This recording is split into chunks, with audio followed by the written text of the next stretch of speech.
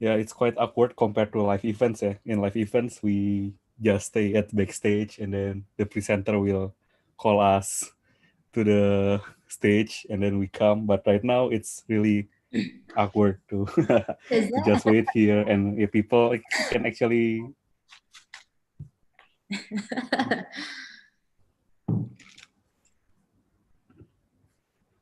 Yeah, I forgot to mute my own YouTube.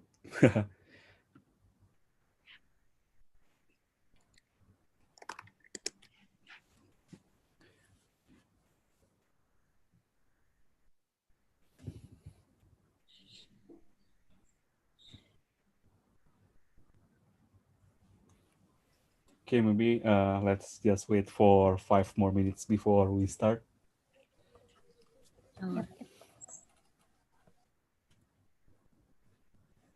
Was last year the first live event? Pardon? The first live event was last year, yeah. Actually, we have the second Meetup, Volume 2, so it's on June. So this is the second online Meetup. Yeah, this is the second online. Before this, we do offline mostly. Oh, wow.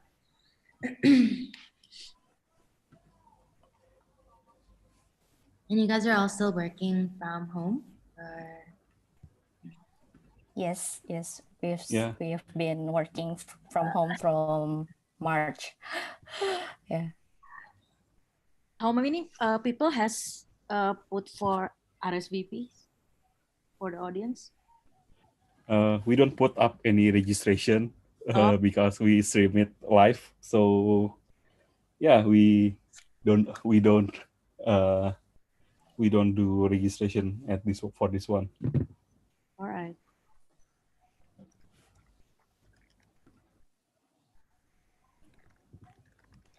Yeah, maybe let's wait for 3 more minutes.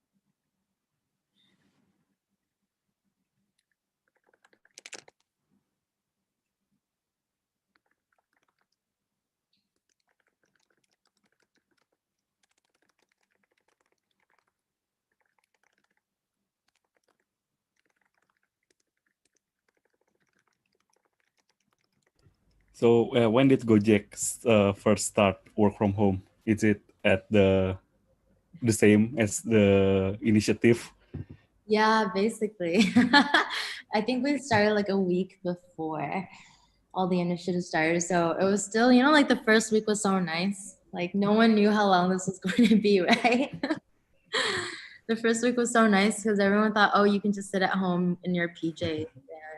And But actually, that's the starting point when you have to decide everything and you have to do it so quickly. yeah, exactly. That was actually like 1 week later, we were basically working from like, I think like 9 a.m. until like 2 a.m. It was just like insanity Whoa. for a couple of weeks. So the PJs were very helpful because at least you didn't have to be properly dressed while working those long hours. Yeah. No wonder you can do the really impressive measures. I think everyone was just actually, I mean, one of the great things about the team is that everyone really, you don't have to pull anyone's arm, right? Like if you need someone to like write copy in the middle of the night, someone's like, okay, let me do it. Yeah. Okay. So maybe let's just start the talk right now. What do you think? Well, maybe Anian, if you want to start, or maybe should we just wait for a while?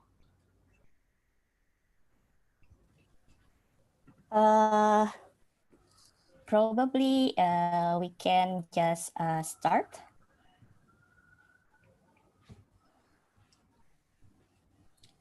Yeah, Sure. waiting. Yeah, maybe I can start with some introductions about the background. Nathan, can you share the screen?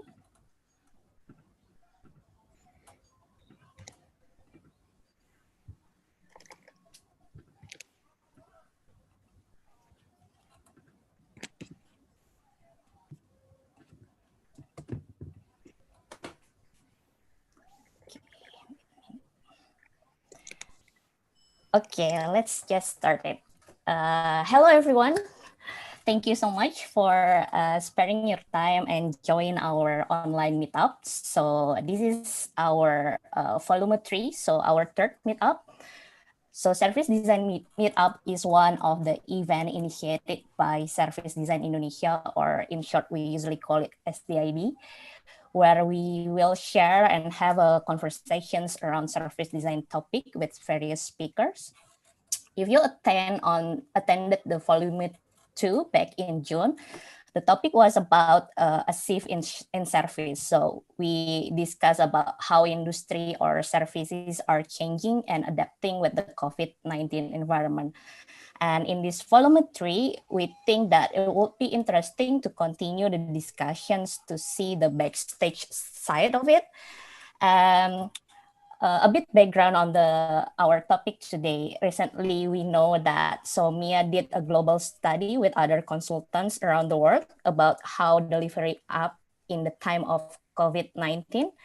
And we know from the results that GoFood scores the highest compared to the other apps. So that's why today we invite Somia Customer Experience and Gojek, or GoFood specifically, to talk about the research and the behind the scene of how Gojek, specifically GoFood, adapt in the pandemic and become one of the world's best.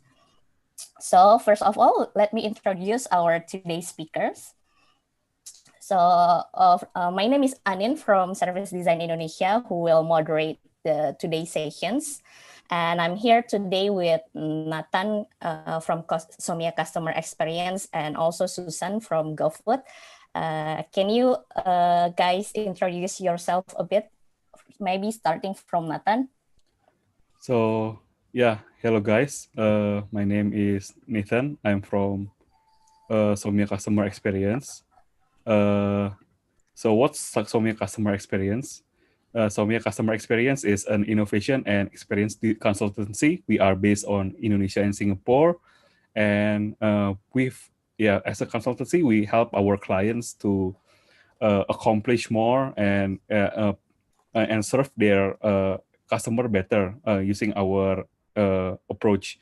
And yeah, we have worked with quite numbers of clients all over the world to help them improve the customer experience using our approach. Okay, thank you, Anin. Thank you. And Suzanne, maybe can you introduce a bit about yourself? Sure. My name is Susan. I work as a product manager in GoFood, specifically on the consumer side as well as on the merchant side. Just a little bit of background information about GoFood. So, of course, 5 years ago, this is where the journey started with just 10K merchants. And now, if you fast forward to 2020, you'll see that we have over almost 1 million merchants across Indonesia, Vietnam, and Thailand, with over 50 million monthly transactions, and actually more now. Yeah. Oh, that's really impressive. This is really great. Thank you for the introduction, Suzanne. So before we start the chat, I would like to inform you all that if you have any questions during our session, please drop it in our Slido link here, where you can also vote for the questions. And at the end of our discussions, we will pick some of your questions to be discussed with our speakers. Okay, and you can also always find the Slido link in the below right of the slides, yeah, during the sessions. Okay, let's chat then. First of all, since I told you before, Matan here as the researchers in charge during the research of the global study previously that I mentioned. So can you share a bit about the research, Nathan? How did you do it? Okay, thanks, Anin, for the chance to be here. So yeah, I will share a bit about the research that was conducted by Somia, and yeah, it was conducted by Uxalliance, and we Somia joined the research. So yeah, maybe before we start about talk about the research, we want to introduce about Uxalliance first. So Uxalliance is an international network of user experience companies. So yeah, mostly are consultants, just like us. And yeah, and we Somia uh, we are a part of this group, and yeah, we have been collaborated for a while to do global research and also projects, and and projects usually we our collaboration. So yeah, about the report, actually this is a very quite comprehensive report that if you want to read it and download it, you can visit it at usaria.mexico at global research if you want to see the result of this research. So yeah, probably I will explain about the research right now. So the background. So yeah, our research is the background of our research. What drive us to do the research is basically it's because of COVID-19. Yeah, as we know it, COVID-19 has impacted a lot of people in the world, and also services and companies. Like because of COVID-19, first of all, right now people have to do social distancing. We cannot really get close to other people. Meeting new people face to face is not good, and like yeah, it's yeah because of that, because the meeting of people is not it may make contract COVID. Most people are right now refraining to travel because yeah, they don't want to leave their house, they don't want to meet people, and because of that, like also companies also do work from home for their employees to prevent the spread of COVID-19. And we also see like COVID-19 also impacts because of the situation, people don't spend as much time outside their home, and they have to do social distancing. Many people are also losing their jobs, and yeah, everything becomes uncertain because of this new lifestyle. And as we know, it also lowered the purchasing power of people because of this impact that COVID does to the world. We try to do a research to see how does COVID-19 actually impacts services of all over the world, especially delivery services. So why delivery services? Yeah, as we know it, because people are not leaving their house, people are starting to get everything by delivery. Because of that, delivery app becomes very crucial in this pandemic situation. But because of this increase of demand, while also having to make sure that their driver is safe, and also the other problem related to COVID-19, how does those delivery apps all over the world handle it? So yeah, the decision made by delivery apps in this time of crisis show how strong is their company and how fragile they are. If yeah, we can really see it. How does this company actually stand in this world, in these COVID-19 situations? How do we see how is their relationship with their suppliers, buyers, distributors, and customers? If they can create a very strong link and also a decision which make yang menguntungkan many of the suppliers, then we can see that how strong their companies is actually. So about this research itself, the research was led by Usaria, a partner of Uxalliance, which are located in Mexico. We did it with 13 parties and also 13 other companies from Uxalliance, and also in 17 countries in 5 continents. And who are those apps? During the research, we did research with 47 apps. And in Indonesia, we did research with GoFood, from Gojek, Happy Fresh, and Halodoc. So why do we choose these apps? Because first of all, we want to see how do delivery services companies from different type of services do it in times of COVID.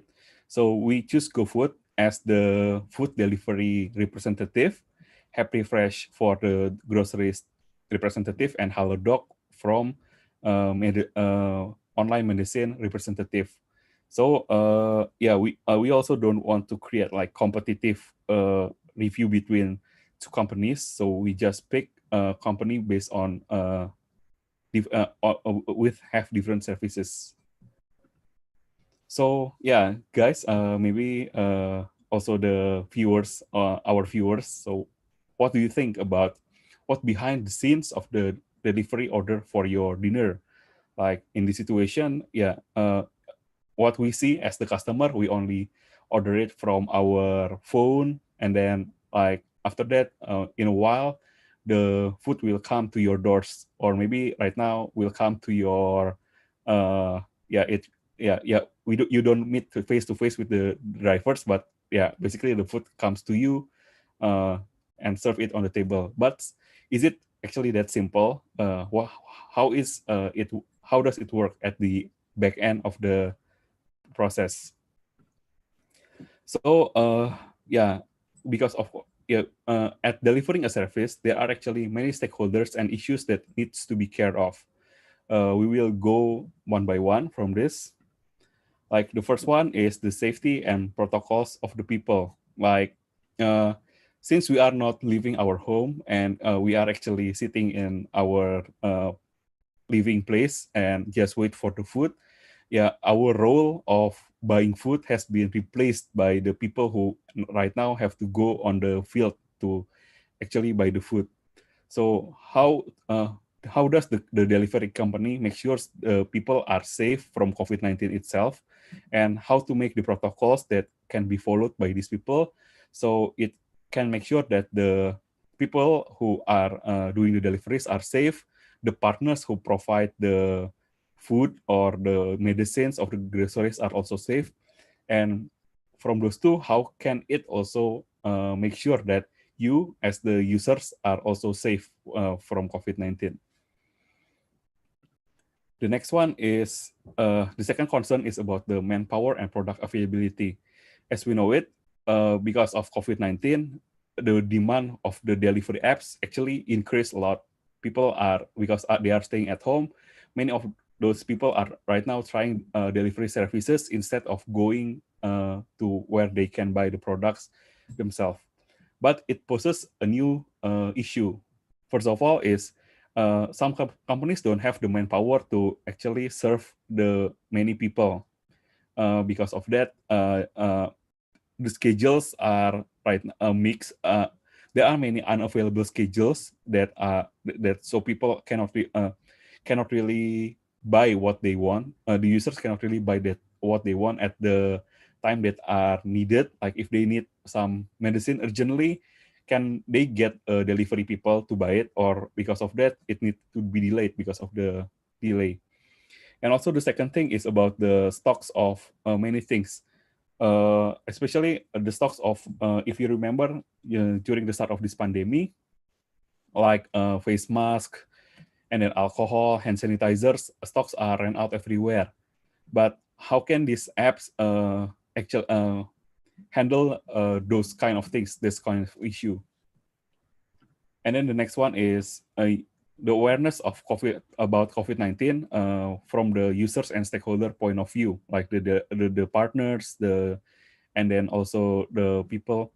Like, do everyone knows there is COVID? Do everyone really believe there is COVID-19? And how should we inform those people about what happened? So in order to be able to do so, how can the application or the companies help people to become more aware of the COVID-19? That's the three things that we actually need to pay attention to. But actually, those three things are not simple. They are also composed by many other things that, so the companies, when they are trying to communicate all those things, how do the companies actually deliver the informations to the users about those three things? Because it's really hard if we have to put all the informations in the app, and the user will be overwhelmed by the questions and by the informations. So how could these companies serve the information properly, and prioritize which one to provide to the customers? So about the research, we found out that Gojek was was one of the best, if not the best, app who did the measures during the research. So what's our method at scoring these companies all over the world? So what we did was benchmarking. So we did comparative and analytical studies from all the apps that we research on. We provide questions, and we ask how good does this company actually does. We put a list of questions in a deck, and we see how good does this company answers the need of the customers. So what we analyze is we put it on there are the UX score and also the CX score on how good does the companies did on the learnability, the operability, simulation, product fit, look and feel, and also how can they provide support and fulfill the needs of the users, and returning the goods they are not used.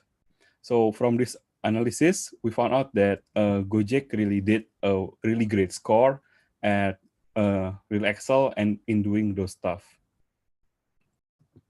So so what are the considerations that made us think that Gojek was the best company who on doing this work? Is the first of all is the measures taken by Gojek. We think the measures taken by Gojek was really excellent, on point, and it was done in a really effective way. Second of all, how Gojek communicate the measures. And third, how Gojek provide care and empathy actions to both the customers, their drivers, and also the partners, and how Gojek does the delivery and support of the service. So, why Gojek is an outstanding app? So, from our point of view, there are four things that make Gojek excel at doing this job. First of all, is Gojek was able to quickly take measures to prepare against COVID-19, both in the app and outside the platform. And after in doing those measures, Gojek was able to immediately communicate it and implement the measures despite the very large ecosystem. And then on its and also in the app itself, how Gojek was able to communicate those measures effectively in the platform and throughout the journey. So Gojek didn't just put the information on the blog or the article, but during our purchase journey, we can see it everywhere. Like before ordering, they are like before we are at the time if we want to order go-car, it's called that we are told that the car can only fit a maximum 2 people, and then after we order it, there's information about how the driver vehicle has been disinfected, and also the driver temperatures is already measured. And then Gojek was also able to provide information about the pandemic, which is also which are actually accessible and also in the right context. Gojek put the informations not in a mode that is causing panic to the people, but provide the context in a very informative way, and also it was very accessible. And then Gojek, during the time that we tried to use Gojek, Gojek was able to collaborate also with telemedicine platform Halodoc to provide more relevant and accurate information to the users. And last but not least is Gojek also provide care for the Gojek stakeholders, like providing the medical the protective things like face mask, and then like the temperature checking, and also even Gojek is encouraging their users to tip the driver more. And also even in some restaurants, we find out that we can buy food for for the drivers, which we think was really interesting. So I think that's from me, Anin. Okay, thank you, Nathan, for sharing about the research. Now, on the other side, we are really curious how the behind-the-scene process of GoFood did that within the short time, especially as we know GoFood is such a big organization and ecosystem. How did you do it, Susan? How do you initiate these pandemic measures? Sure. So definitely not the work of one person. It's actually a huge ecosystem with a really large team.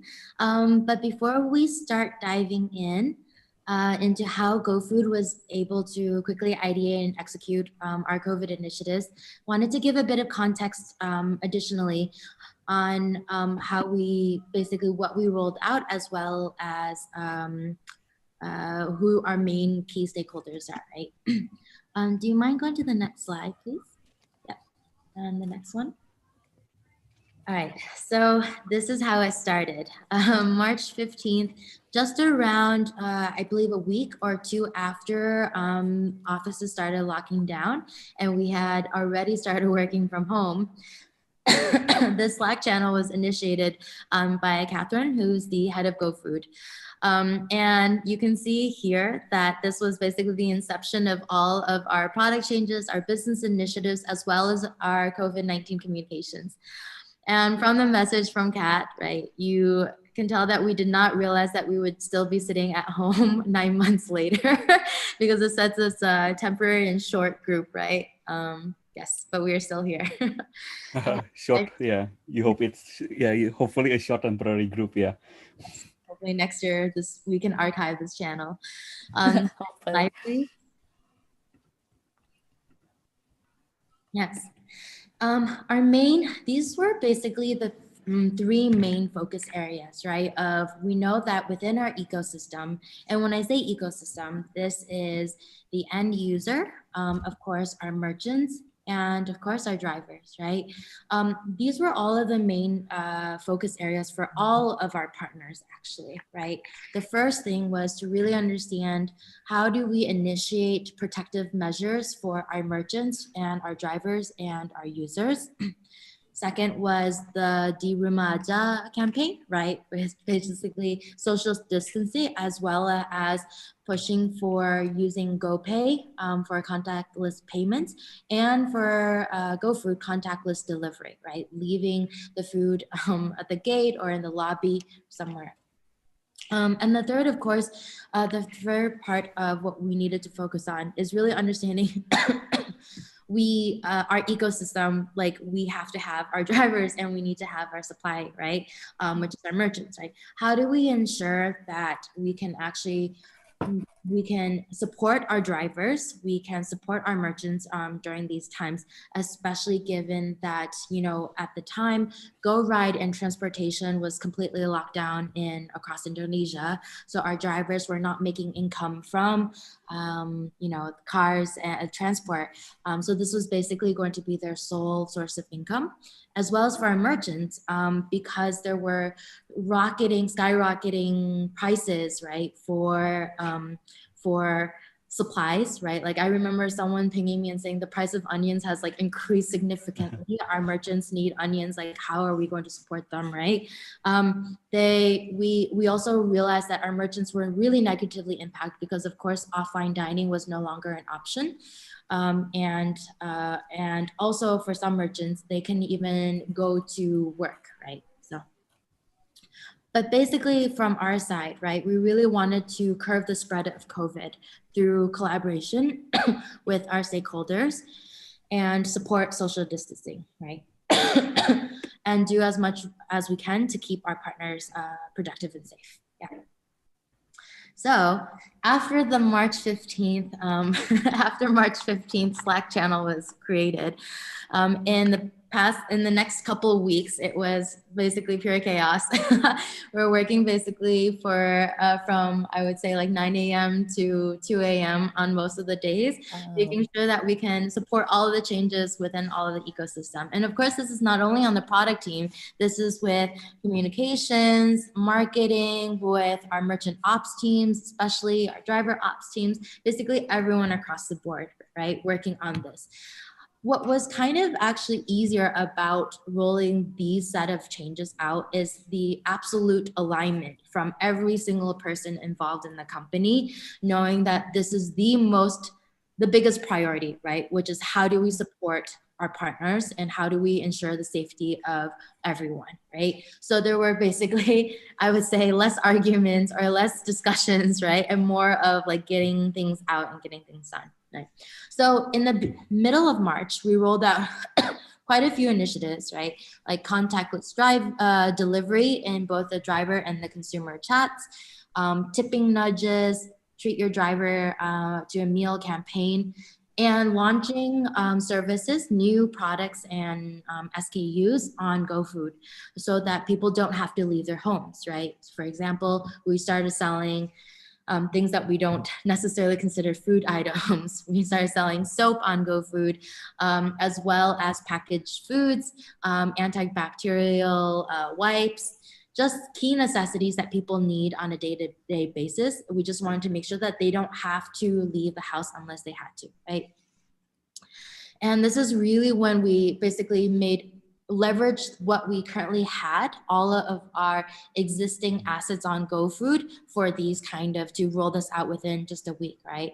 And what I mean by that is, you know, we realized that for quite a number of the initiatives that we wanted to take, it had to go out immediately. And Gojek actually operates on 2-week app release cycles, meaning every 2 weeks we release a new version with all of our new updates.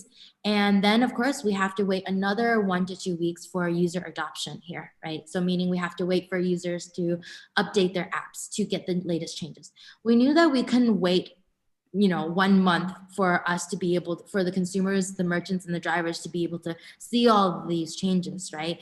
They had to be immediate. So what we really tried to do was basically hack what we currently had, right? So that we can roll it out immediately. For example, there was never a tip to or a push notification to nudge our users to tip their GoFood drivers ever before, right? There was a pop-up tray after you've completed an order, and you could rate the driver and potentially tip them, but we never nudged our users. But how do we roll that out? How did we roll that out without making major changes in the app, right? Well, we actually had basically repurposed a merchant ratings nudge. So previously, 15 minutes after you complete an order, right, you get a push notification that says, please rate your merchant, right? Please give us your review of them. So we had that ratings push notification. We can change the text and the copy as well as the deep link in that push notification. And at the part of the journey, right, 15 minutes after the order has been completed, is actually the right time to ping a consumer to see and nudge them if they are willing to support our drivers to nudge, tipping, right? So that's what we did. We basically made a call. What is actually more important right now for us and for our partners? Is it getting more ratings? Not necessarily. Or is it trying to see and run this experiment to see whether we can actually, with one push notification, actually increase the number of tips that our drivers get, right? And really appeal to kind of our users' empathy, right? To support our driver community. And surprisingly, so that change actually to like roll out to production, it only took a few minutes. I would say that the discussions about what the copy should be actually took much longer than the actual change, right? It's just, all right, it's live. And to be honest, like this, surprisingly, just a small change like this, we actually increased the drivers, the tips, the frequency of the tipping by 500%, so by 5-fold, right? So these are kind of, these are kind of the things that we did where we're basically like, what are we okay to compromise on at this moment, right? And let's try to change it for the betterment of, our ecosystem, right? So I won't go into too much detail about every single initiative, but you can see that all of our initiatives actually touch both the consumers, the drivers, and the merchants, right? We're not only focused on serving the consumers, we also really try to figure out, for example, with affordable driver meals, how do we use our current actually vouchering system, but to provide not vouchers for our users, but to provide vouchers for our drivers so that they can redeem food at certain like Alphamart, Indomart, right? So, after 2 months after the initial basically outbreak and the lockdown of all of our cities, we finally basically got to a point where we felt that, okay, we are done, and right now it's about smaller optimizations within the flow, as well as, expansion of certain food categories, right? So, next slide, please. Yes, so in the end, this is really what the user journey looked like, right? From the pre-booking to the post-booking flows, right? And this is just only, of course, showing the changes on the GoFood consumer app. But from the pre-booking, right, we have things like new categories like get groceries and daily needs, as well as new shortcuts for daily needs and to promote healthy foods, right? We also have new recommendations within GoFood, such as treating your drivers, right? And of course, stay at home promos. So this is all on the discovery side. And then when you move into the post-booking flows, what we really wanted to do is use that as a touch point to really teach users as well as inform the users and give them the option to basically implement or leverage our contactless delivery, right? So you can see at the top of the screen in the middle, we were able to send send out a notification about social distancing and what that means, and how like what you should do as a user to tell your drivers, hey, please leave your food at the door. And of course, we also implemented these new canned responses at the end of, or at the bottom of the driver to consumer chat, which allows the users to quickly send a message that says, you know, leave my food at the door, or leave my food in the lobby and inform me, right? And interesting side note here is that, again, you can see that we leverage what previously existed instead of building something new because of the time, right? So you can see that right above, you can see there were 2 notifications at the top, right, of that driver and consumer chat. The top one is about social distancing, and then the bottom one is actually something about phone number masking, right? How we protect your information.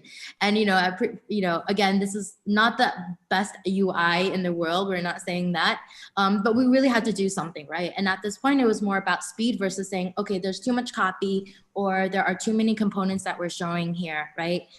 Ideally, you're not going to show a user 2 components side by side like this with a lot of copy. But we had to make compromises on the UI side. And then, of course, at the end is your tip makes a difference, right? Which is what the re-engineered ratings push notification, and now nudging users to tip our drivers. That was a very interesting process, Susan. So like for example, like you are using the existing tools or what you have, what you currently have, and then adjust it a bit to adapt the pandemic. But how did you do the ideation process? Like, how do you come up, okay, we can change this copy or this nudge into this one? How do you ideate it? Yes, that's a great question. There were a lot of opinions at the time that we were trying to field. Next slide, please. So there were, the first 2 weeks, because actually the pandemic and the, growing numbers of infected patients, right, in Indonesia actually was a couple months or at least a couple of weeks behind other countries. So we actually saw that, we were already kind of preparing and seeing in the media what other, companies were doing outside of Indonesia, right? And also getting kind of feedback already from merchants and from, our peers even, right? So how we did this and is first, we opened all of our communication channels for inputs and feedback, right? And that means both internal as well as reaching out actively to merchants and to drivers and to our users, right? Basically, we wanted to open up the top of the funnel, just dump everything that you have on us and we'll sort it out, right? So as you can see, we had all these different Slack channels that we were opening up anyone in Gojek to send in whatever their thoughts are, right? Like whatever they see, send it in, right? So you can see that people were talking about, hey, I just ordered from this merchant and I saw that they have this card that tells you what the temperature of the food of the cook was, right? And at what time and who actually prepared your food. It says it's actually from Blue Zone. We've got you covered, right? We also see people, one of the designers, our designers saw the changes that they were making on Swiggy in India, right? Say, hey, look, they're launching groceries and they're launching all these other types of services on top of food delivery, right?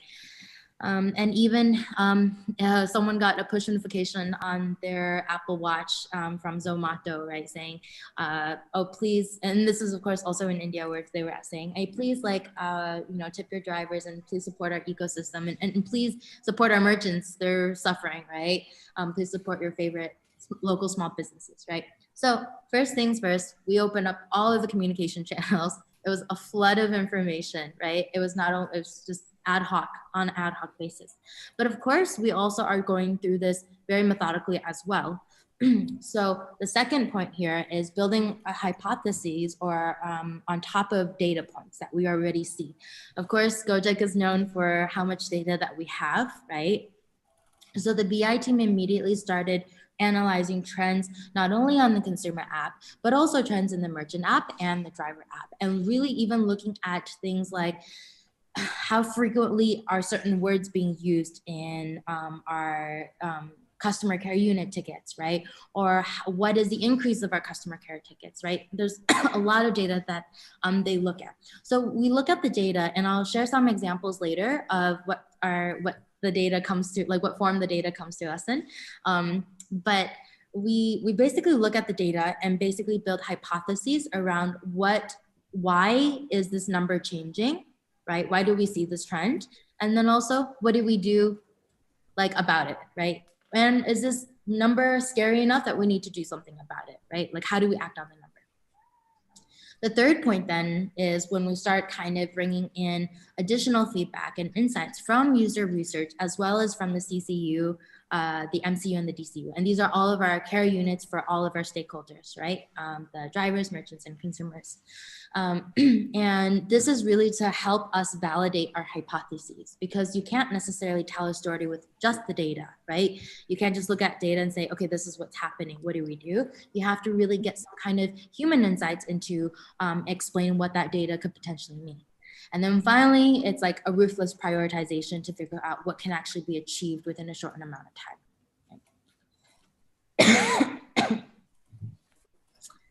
Any questions before I dive into some of the interesting analytics? I think it will be interesting because the last step that you mentioned previously is the prioritize. Like how do you prioritize those all things?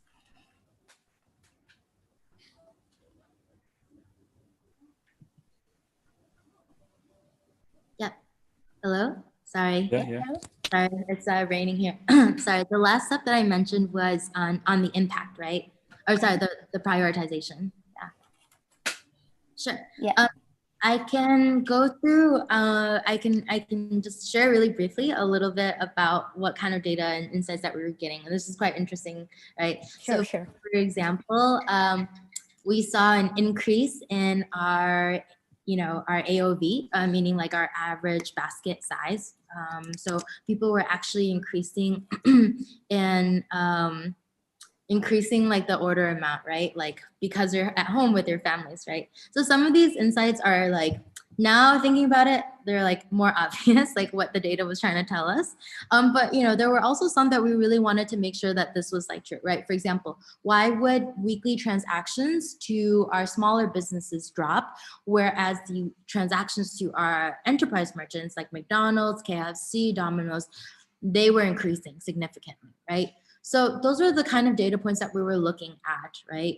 To figure out what do we do about this? Because again, when we say that we need to support our merchants, right? We really need to figure out why are their transactions dropping. And it turns out when you added, user insights into that, it was because of a user perception that they were unclear about what were the hygiene protocols that our merchants were following, right? And this basically gave us multiple action items, right? This gave us one action item is we need to surface, not only run merchant communications and really make sure education on the merchant side is there of here are the right protocols to follow according to the health ministry, right? And this is how we suggest you implementing them and providing them with certain assets that they can print out. For example, we gave them templates that they can actually print out and write down, and these are little cards that they can actually put in each food package, right? Saying this is the temperature of your chef, this is who delivered your food, and this is who and this is when it was delivered, right? So each of these kind of action items really gave us, each of these data points actually gave us something really interesting to accomplish, right? Next slide, please. Especially the increase in jamu. Everyone turns to holistic medicine in time of need, I guess. Yeah, right. Yeah. And then we also look at things like CCU increase, right? You see a word cloud at the bottom where we saw a significant increase in CCU tickets, right? And people were talking about, say, like health, virus, flu, corona, and these were just like different things that we can tell that, okay, users actually, the knowledge of COVID is there, and the concern is growing, and the panic is growing, and the anxiety is growing, right? You can even track it with on a week-to-week breakdown of how many more inquiries are we getting about this, right? So we can see that there was a lot of anxiety, right? And we also look at things like, what are the type of messages that consumers and the drivers send to each other, right? So a lot of them were actually around, leaving instructions for like, please don't, for contactless delivery, right? And then also we saw some really interesting messages that were like our consumers, and this is quite touching, right? Our consumers saying to our drivers, please take care of your health. Thank you so much. And like very, very appreciative of the fact that our drivers are putting themselves out there, right, to deliver their food. So we also saw really interesting kind of empathetic messages as well in the consumer to driver chats, which also, kind of was an indicator to us that users actually, if they know where to tip, or if we just nudge them, hey, please tip our drivers, that we would actually see an increase in those tips. Next slide, please. Yeah, that was really heartwarming. Yeah. I always like cry randomly. Sometimes I'm like a sucker for stories like that. But it really is true, right? And even just like the fact that, our merchants, sorry, next slide. Even the fact that you can see here, right? Our merchants even really understand how important drivers are to them, for them, or like to them for their business, right? Like it's crazy that the number of merchants, right? You see the initial kind of months when COVID when came in, and then you can see the dramatic increase of the number of merchants who are actually offering items, discounted SKUs, that users can actually order to treat the drivers, right? That's insane, and that's actually out of pocket from most of our merchants as well, right? So we saw that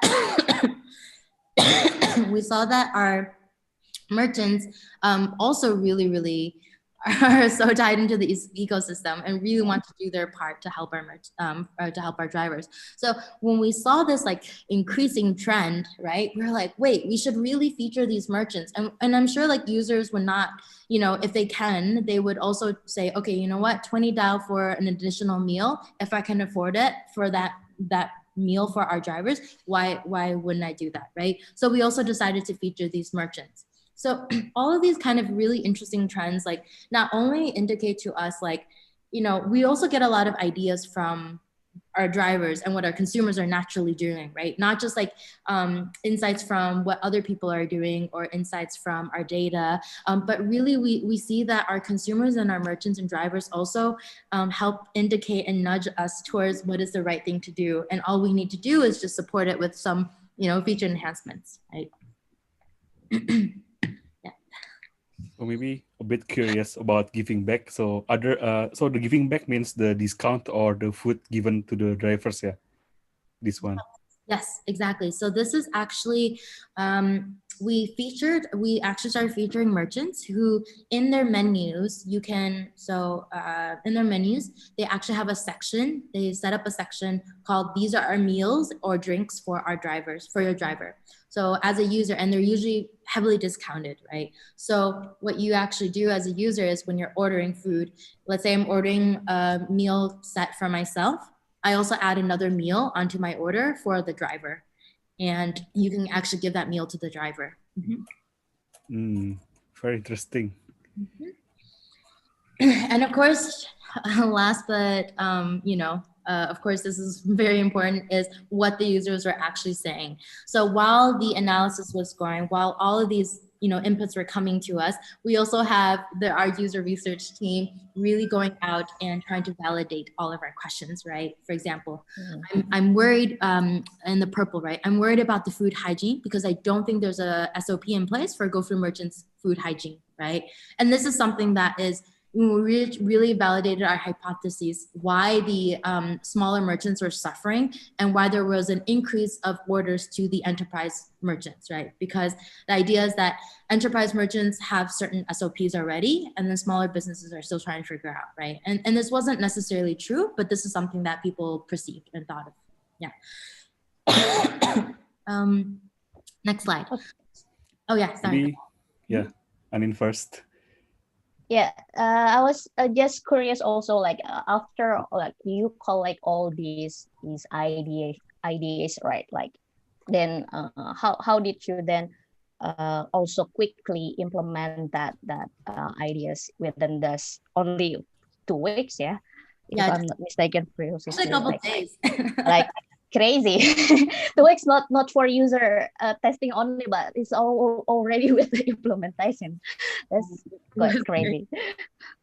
Yeah, I can talk a bit about our prioritization framework.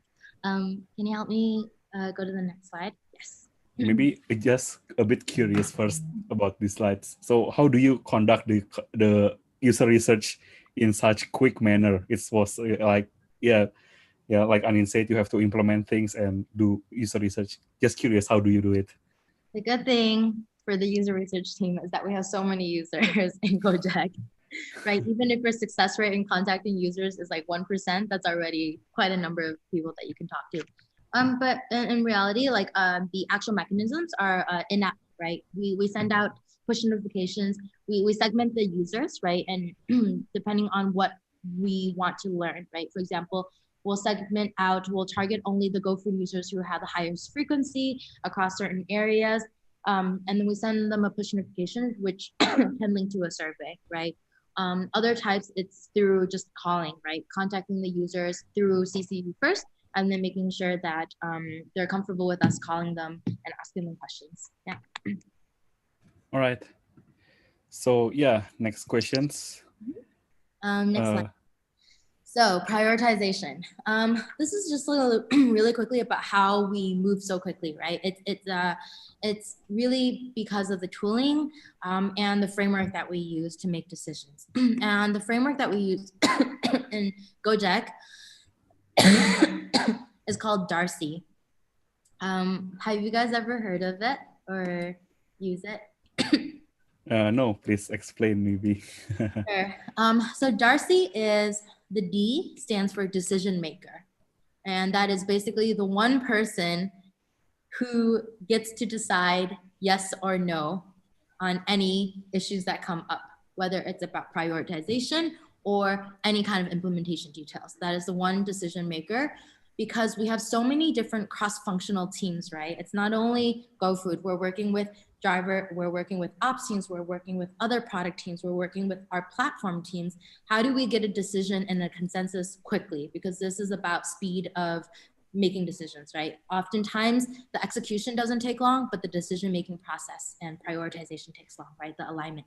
So D is for the decision maker. For each initiative and for each kind of layer of initiatives, we have a decision maker who says yes or no, right? And who is basically the judge, right? The A is actually for the single person who is actually accountable for making this project successful, and for they are accountable, meaning like they have to basically, the role is different because there may not be the decision maker. They are the ones who actually have to guarantee the success of the project and coordinate with all of the other teams, right? They're a single PIC to go to as a point of contact. The R is actually assigning people who are actually responsible for the implementation of this. Again, because quite a number of our initiatives, for example, contact list delivery, across multiple teams, we needed multiple teams to be able to work together in a small, fast-moving pod, right, to get something done. And we don't want to involve 30 engineers and have calls with 30 engineers to just get one thing done. We assign PICs from each of these teams to make sure that they are the ones responsible for the implementation details. The C is for people that we consult, but not necessarily, they don't have to do anything, but it's like once we have the specs ready, or once we have, you know, an idea of this is what we want to do, or even copy for certain initiatives, or how do we make communication, we consult others to make sure it's aligned with what they're working on and mirroring what their communications are going to be, right? So for example, drivers, merchants, and our consumers, we all need to use the same language for each of them, right? Meaning if we're talking about contactless delivery, they should all understand what contactless delivery means, right? And continue to reinforcing that, right? So this is like, these are the people who are going to be consulted. And then finally, the I is really just for informed. Just, you don't have to do anything. This is an FYI, and it's usually left for leadership, right? Like, hey, FYI, this is done. And that's it, right? So I is just kind of, you know, it just CC but no action required, right? And with that framework, we're basically able to move incredibly fast because we know exactly, you know, everyone is kind of working remotely, right, during this time. And so we actually know this is my working pod, this is what I need to get done. So even, you know, if you look at the Asana screenshot, I didn't show all of it, but the assignee, all of these kind of columns, right, we identify basically for each of these tasks that are in the categories here, we actually assigned who is the PIC, right? Who is the A, who is accountable for this initiative, right? Who are the decision makers? Who gets the final sign off for all of these decisions, and who is going to be tagged and working in this pod together. Because all of the initiatives are so different, right? And as you can see in our Asana board, right? Like we have set it up so that there are, for our weekly, we had daily as well as weekly discussions, right? So in the morning, checking in progress, what's happening now. At the evening, like wrap up of what needs to be done for the next day, surfacing what are the key blockers, right? What are the key decisions that need to be made? And we actually use this Asana board for all of these, right? Not only for prioritizing and for clarifying to everyone in the organization who is responsible for exactly what initiative, right? But we also actually use it for our meetings. So you can see that in the structure, it says need decisions, need updates, ongoing, ideas, right? Later and cannot do. And we remove certain initiatives into different categories, right? Depending on what is happening with that initiative, right? So for example, let's say someone suggested that, I don't know, what's a crazy idea? That all of our merchants, that our drivers wear gloves. Every driver wears gloves when they deliver fruit. Let's just say that's some random idea like that, right? So we would put it into the need clarity ideas section, need clarity. And anybody can put anything under ideas, right? It's a free for all. But then someone from the ops team, we assign it to a PIC who's accountable for scoping that out. Why does this need to happen? Right? What is this actually good for? Is it just for perception, or is this actually going to increase the health? Right? And what would the budget for this be? Right? Scoping that out. And then if they say yes or no, then okay, it goes into ongoing. Or if it's a no, then can't do, right? Like so this is a really easy way of just basically making sure that everyone, all like 200 plus people who are working on COVID things across all of the different teams know exactly what is happening, right? And you don't need that many meetings. You only need one meeting, honestly, just to sync and surface blockers and make key decisions. Yeah. Oh, yeah. I'm curious, like, so for the need clarity, is it a voting thing, or is it, how do you actually decide whether it's going to implement or go to bye-bye? How do we make a decision that something gets implemented or just goes away, right? Yeah. Yeah. Well, one is like, what are the actual limitations, right? Some of the ideas are completely crazy and there's no way that we can implement. And also it's about understanding, you know, what is the time cost to something like this, right? Given that when we first started in March, right, we thought that this was only going to last, honestly, we really thought this was only going to last like 2-3 months. Like, I was like, oh, I don't think I'm going to be working on this for this long. But that was actually the timeline. It's like what we can actually execute in a couple days, a couple weeks, and then 2 months, right? Like, and moving forward, right? So what is actually possible to do without putting too much effort in? And what is the MVP that we can do of that without too much dev cost, right? So a lot of it was actually based, the prioritization was really only, to be honest, looking at two things. What is the actual impact of this work stream? And then the second is what is the effort that it takes, right? Because everyone was aligned that we all have to work on it. So resources or people, bandwidth, those were, those are the questions that we usually ask when we say, hey, can we pick this up? But now, like, it was like, hey, everyone in the company is working on these initiatives, right? So it was more about what is the scope of the impact and how long will it take for us to roll it out, right? If something took 6 months, is it worth it? Like, probably not, right? Yeah. Okay, so maybe still asking about this. So in the end, who like give the approval stamp? Is it the D person in the Darcy framework? Yes. Or is it? Oh. Yes, exactly. So for example, the way it's actually, the D can actually be multiple people. It could just be, it really, you only need to involve the D if there is a conflict between a few people, right? But the final stamp is the Darcy model. And here, of course, the D is like Kat, who is head of GoFood. She decides what are the initiatives, right? If what are the initiatives that she signs off on, right? And what's interesting is that we actually had we assigned actually another D, who is Sela. She was the head of GoFood marketing, right? And why Sela is because we wanted to ensure, and we know how key the communication, the clarity of the communication, as well as like how we communicate things, right? The actual, how key it was to get that correct across any changes that we implemented. So she was actually the final, like anything that goes out to production, usually it's the product manager who makes that decision, right?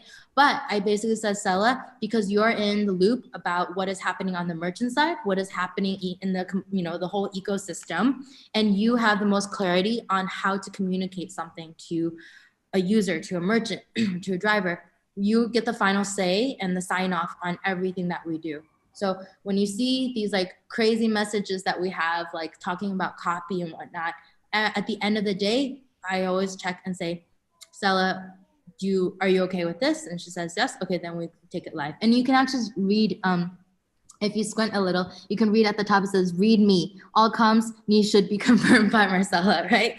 Like I put it at the top of the board, just so be like, you need to make sure that everything gets approved by this one person because the communication has to be consistent. Yeah. All right. Cool. All right. This one is really just about, I touched upon this a little bit earlier, which is about the, what are our cadences like when we roll something out, right? We're not just sitting, again, we did not have the luxury of sitting together in an office to work this out. We were all working from home. So when the only times that we had needed to sync together, meaning we had meetings, is like basically at the end of the day, where we basically go talk about what is getting deployed tomorrow, what are the key decisions that need to be made, and what are those key decisions? And then the third is what are the blockers and the dependencies, right? If someone needs to say, hey, I don't know who to go to in the driver team for this initiative, they need to surface those concerns in that call, right? So it's not an update meeting, it's a let's see what is going to block us from moving forward kind of meeting. And you can see the notes here is like, we try to, again, we really leverage the tools that we have, right? Asana, Zoom, Slack, so that we can make sure that everybody is on board with what is happening. So that's what the syncs are for, the what's, the whys, right? And then the asyncs are actually for the hows, the what's, and the whens, right? And you can see we have a crazy amount of asyncs, like our Slack channels were going nuts. And we actually had about probably, I don't know, like probably over 20 something Slack channels, because there are the ones that are for the core GoFood COVID initiatives, right? Like the core team, right? Who are basically the leads across all the teams. And then we also had the Slack channels, because there's so much cross team collaboration. We had to create new Slack channels for every one of our little initiatives, right? That required more than, one or two stakeholders from other teams, right? So this was like really just tons of Slack channels. And you can see how crazy it gets where, if you look at the number of responses in the thread just to talk about one sentence and to make sure that one sentence is okay and approved by every team, right? Like, it's a lot of work. And this, of course, for Bunga, she's she's working at like 12 a.m. working on working on copy, right? So that's kind of, you know, we don't have meetings for it, right? Because it's, you know, if you look at the number of threads, it's like a lot of people involved in that discussion, in that conversation. And it's not helpful to have a discussion with 80 people just to look at a sentence, right? So that's what we use Slack for, to make decisions like this. Yeah. Yeah. Next slide. Yeah. So that was more on the, you know, like internally how we prioritize, right? So mainly using and leveraging all of our tooling, and then of course leveraging the Darcy framework, so we know everyone is aligned on what is important to execute on, right?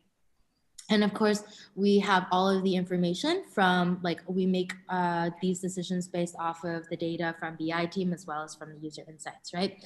Now it's really about how do we then implement these initiatives with our key stakeholders, right? The merchants, the drivers, and consumers. And this actually does require a lot of effort on the merchant marketing team, as well as the merchant ops team. So we leverage all of the merchant social media channels and the GoFood partner communities, right? And we really started aggressively pushing information, right? For example, when we realized that there was a trend where users were interested in purchasing frozen foods, right? We realized that with that trend, we should actually tell other SMB merchants, hey, maybe you should also expand, you know, this might be a good opportunity for your business to grow, to expand your SKU offerings, right? frozen SKU offerings, right? So we're trying to basically take the insights from the BI team that we've received and also share it to the merchants as well, right? So they know, because our mission is really to help these small businesses grow, right? We have to share them all the insights that we have, right? Or for example, hey, maybe if you're in the juice business, Jamu might be something that you should start thinking about, right? And then of course, there were also a lot of offline initiatives that we had to take, like providing the hygiene and the sanitation kind of materials to the and you know, even safety seals for foods to our GoFood partners, and of course digital assets as well, right? Yeah. For our drivers on the next slide, we also leverage similar channels. Of course, in app, we can send notifications to our drivers. We also do our training on social media, as well as what's interesting about our drivers is that they have self-organized groups called, like, we call them our driver communities. And they're actually completely self-organized and run by drivers themselves, right? So what's interesting is that, you know, when we want to disseminate information to our drivers, it actually moves very, very, very quickly through the drivers communities, because we have these regional pockets of communities. So a lot of these initiatives with the drivers team, of course, the ops team, the driver ops team was working incredibly hard to set up these stations, as well as distribute sanitizers and whatnot. But of course, the education also was like through their own communities, as well as through the app themselves itself. Yeah. And lastly, in the consumer side, mostly in the product, of course, we also had quite a number of marketing campaigns. And we even, you know, basically tied a promo campaign to a marketing campaign, because we knew that hygiene and safety and reassuring our users was more important, right? So we tried to tie together a promo campaign with a di rumah aja kind of messaging as well, right? Now, of course, in the consumer app, I already touched upon this earlier, but what we really wanted to do is that not to overwhelm the users with scary messages, because everyone's already terrified, right? What we really want to do is make sure that you're not seeing a whole screen full of red saying, be careful, this is what we're doing, right? It's not about that. It's really understanding at which point in the consumer journey do you need to give them what information, right? So in the beginning, there's some assurance there, right? Hey, maybe use GoPay, consider using GoPay, right? Or even surfacing the specific recommendations that are for hygiene or for daily needs or for merchants who are running treat your driver campaigns, right? So in the first flow, in the first home screen, we want to surface the right recommendations for the concerns that the users have. So users, we see a trend in healthy food. We see a trend in users asking us about merchant hygiene. So then this is what we address, right? In the first screen. Then of course, during the post-booking screen, right, we need to make sure that we surface the right contact, the information, right? This is about how do you interact with your drivers, right? And that's actually how we looked at the user flow. And of course, the kind of, tying together social media as well as the consumer and blogs, right? It was only after, of course, the product changes were starting to get implemented a couple of days after, we started working on these initiatives. So marketing and copywriting and product managers all worked incredibly closely together on basically making the decisions for each one of these screens as well, right? And this is kind of interesting because we don't normally work with marketing as closely on a day-to-day basis, but this time we really wanted to, yeah, and we really needed to as well, right? Yeah. Yeah, that was a really interesting story, Susan. I've learned a lot, and I have some notes before we move on to the questions from the audience. First of all, about the implementations, like, okay, because you already ideate, you then prioritize it based on the Darcy framework, which is done all remotely. I was so amazed with that. And also after that you implement it, then how, my questions is then, like, how do you evaluate the implementations? Like, because you also said, like, okay, you correct me if I'm wrong, frequently seeing the trends and then highlight the trends, and then after that also fastly adjust it and implement it in the services and the app. Like, how did you evaluate and iterate this process? Yeah. So of course, for every every feature, or every initiative, there's a different kind of. We don't have any benchmarks at all, right? There's basically no benchmarks to how to behave or like what to measure or what to do in this like pandemic situation. But we really kind of just want to see, at least, is it getting some kind of engagement? And we really listen also closely to, especially honestly, to the care unit's feedback, right? If they say that something is like, hey, users are freaking out because you wrote something, right? Like, oh, they're actually getting scared with this messaging. Okay, we immediately change it. But a lot of this is actually, we're not looking at our typical metrics like, usually we optimize for completed orders or cancellation rates, or we optimize for basically conversion rates, right, across the screen. But none of these actually are about conversion rates, because this is about education, right? So really the only kind of metrics that we really tracked in the product side is actually just engagement on all of these different assets, right? So how many people clicked into these messages like that says see details, how many people actually dismissed it, right? How many people are actually using these canned responses, right? And how many people are for driver tipping, like how many people are actually clicking in the push notification and tipping the drivers, and what does that amount look like, right? So really we were tracking it continuously. Our BI team did an amazing job, just basically on a weekly basis, like not only building the dashboards for us for daily tracking, but also really giving us these really incredible weekly reports that helped us even look at the trends, right? Like yeah. Okay, interesting. I think my other questions before, if Nathan, if you have some other question as well, is from my another questions that I would like to ask is, because initially you say that in the beginning, right? Okay, we hope temporarily just 2 months, and it's end up like almost a year. Like, is there any ideas or implementations that, okay, we think that if it is implemented within just a short time for 2-3 months, is still okay, and you cannot predict, like, if it is now end up almost a year, and like when it is long term thing, it could be different. Is there something like that, and how do you deal with that? Of course. So after the first 2 weeks of insanity, right, of like trying to get everything out, we then had a time to breathe and to sit down and evaluate, all right, this doesn't seem like, okay, what would we do, right? Like, so again, all of the inputs that we kind of opened up, right, to everyone, we were getting all this information, not like we were not sitting for 2 days waiting for all the information to come to us and then taking action. The action and the insights were basically happening at the same time, right? It's just always constantly flowing in. So after the first, couple weeks of just implementation and just making sure that what's most important gets out, right? We had time to sit down and think about, what does the next 2 months look like? What does the next 6 months look like? And at that time, to be honest, we did not think, what does the next year look like? But now we are thinking about, what does the next year look like moving forward again, right, from this situation. And again, this is when we are starting to look at more the bigger trends as well, right? So research, we also worked with like for example, YouGov. I don't know if you know.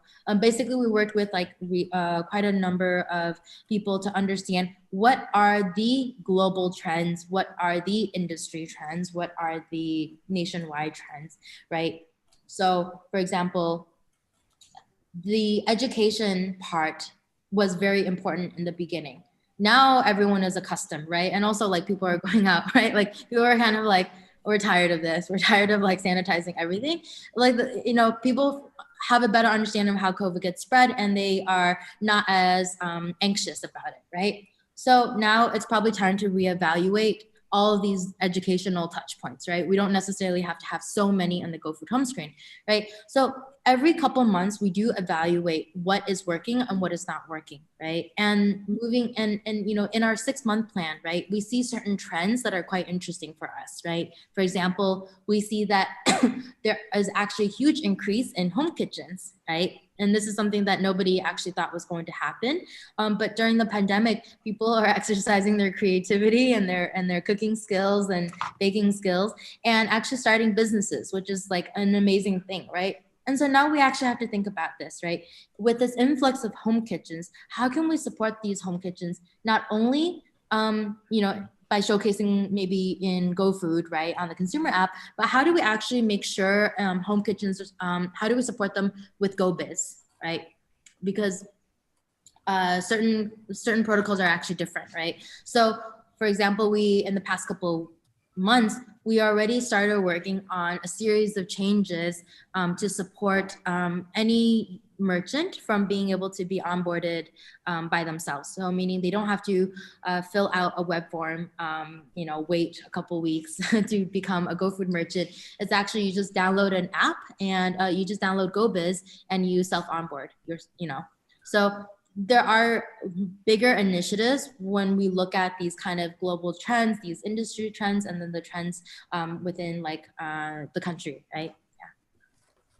Okay, thank you. That was interesting to hear from you.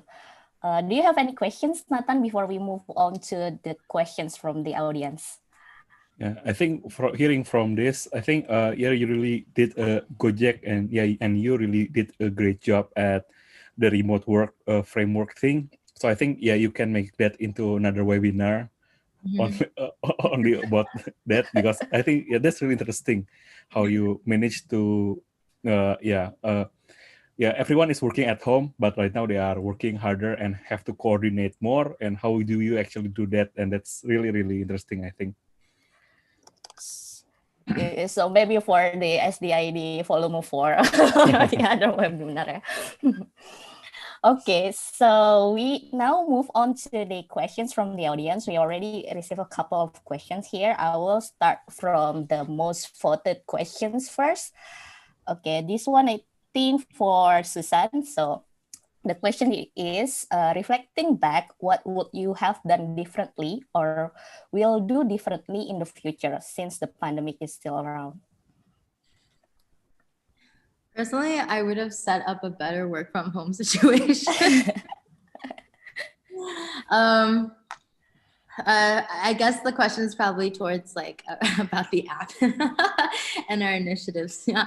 To be honest, I'm very proud of like what the team has accomplished, and really, I don't think I would have done anything too differently except for figure out how to showcase smaller merchants better in GoFood. That was not necessarily, there was a problem statement that I was looking at, right? Given that we knew that they were suffering, their businesses are suffering, but wish I could have invested, or the team could have invested more time in this, right? And figure out also how to give the the smaller merchants and the businesses more insights directly in their GoBiz app, right? This is something that we really want to actually work on for next year. But mostly I feel like the team did an incredible job, and the collaboration was just really amazing at the time. But yeah, maybe like taking a Saturday or Sunday off to preserve sanity. Yeah. Okay. Okay, I will move on to the next question. So, the vaccines is on the way. What do you think the changes or trend or new challenges going to come for the Gojek, especially GoFood, when the pandemic ends? When the pen. Honestly, can I probably shouldn't say this, but I really have not thought about what the post-pandemic life even looks like. But I think what is interesting is I think people are, of course, what I see, right, is that, and this is not backed or supported by any data that we've seen, right? But I do understand that people are probably excited to go out and may not necessarily order from, as much from GoFood, potentially. I'm not sure, right? Like I can see people getting very excited to go out and explore new dishes or like hang out with friends. So two things that I can see is one, like bigger, even more group orders for food. The second is maybe it's interesting to look at, offline food discovery, right? Like how do we tackle that? Because it is quite interesting. I already see a ton of people going out, even though the pandemic hasn't ended. And actually, the third thing is I still think that the home kitchen trend is going to keep increasing, and it's actually such an interesting space, right? To see all of these this boom of new merchants. How do we support these merchants, right? And also, how do we support people who actually have learned how to love cooking? Because we actually saw this as a trend as well in GoFood, the rise of frozen foods and the rise of basically people saying that they actually prefer cooking more now, right? So we actually do want to support not only people who order food delivery, but people who have these new hobbies for cooking. So offering more of packages like that in GoFood, yeah. Mm-hmm. And of course, I think lastly, honestly, it's all about health. I think the pandemic has made everyone very, very conscious of health and what we are doing with our life, right? Like, I see people exercising much more, and people are definitely trying to eat much healthier than before, right? And being more aware of what we're putting into our bodies. Yeah. Okay. So the next question is quite interesting. I think it's actually related to what Nathan said previously. So, I bet it was a very hectic month when Gojek made all of these changes. Can you share some tips on how did you and your team manage the stress? So those during the 9 a.m. to 2 a.m. time, how do you manage the stress? To be honest, at the time we were very, of course, very stressed out because we knew the urgency. But at the same time, I think one of the special things about the people that work at Gojek is that they are incredibly mission-driven people, right? Like we're here because we care about the impact that we're making. And this is like something that we actually hire for, right? The culture is like care about the impact, the social impact. So to be honest, it was like quite easy working in the past, like the couple weeks, right? When work from home started, it was actually very easy working dynamic because everyone knew how important this was, and people just basically just kept on chugging on. They were like, okay, let's get this done, right? Like they handled it incredibly well, right? But also, to be honest, after the first couple months of work from home, I think everyone hit those breaking points where, you're sitting at your computer the whole day and that's it, right? So We do a lot of informal meetings, or we try to actually have a lot of just like fun sessions. Most memorable is just like, you know, and everyone, there's like a spin the wheel kind of thing where we say like spin the wheel, and then get whoever's name shows up, they have to show a special talent. It's like gotten weird. Like it's also been really helpful. Like a really cute moment happened when Lydia, one of our QA engineers, her grandmother, who I think is like over 100 years old, was like started singing. Like she came on the Zoom call and she was like singing. So quite cute. Yeah. And to be honest, our HR team has also been really amazing at rolling out all of these work from home programs and initiatives, right? So we have like virtual workout together, wellness talks, and of course, consultations with psychologists. Yeah. Okay, interesting. Okay, next questions is, what is the best selling food and beverage during this pandemic? Any unexpected food that is on the trend would be interesting to know. Interesting. Okay. It's always going to be nasi and ayam, right? All-time favorite.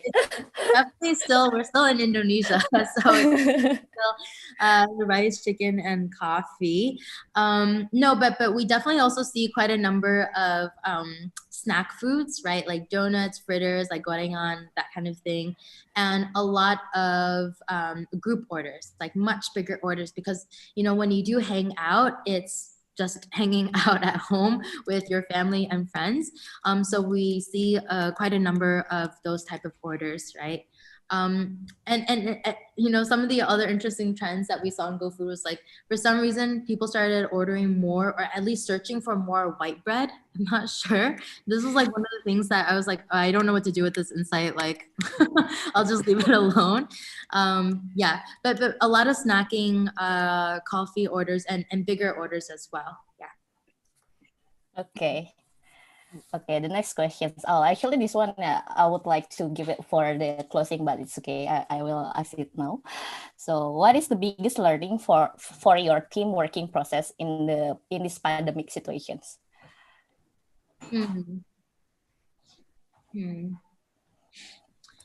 I think the biggest learning is it's okay to say you're not okay. I say it like all the time. Honestly, in June, I like lost my mind completely because I was so tired.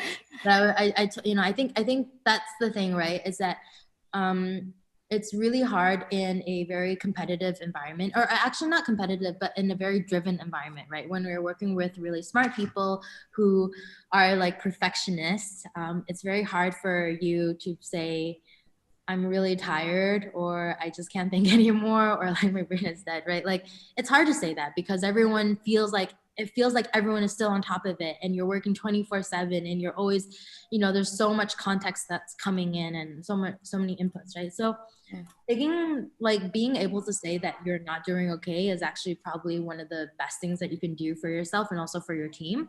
And I really encourage, like, you know, my team and my peers to be able to be comfortable in saying that.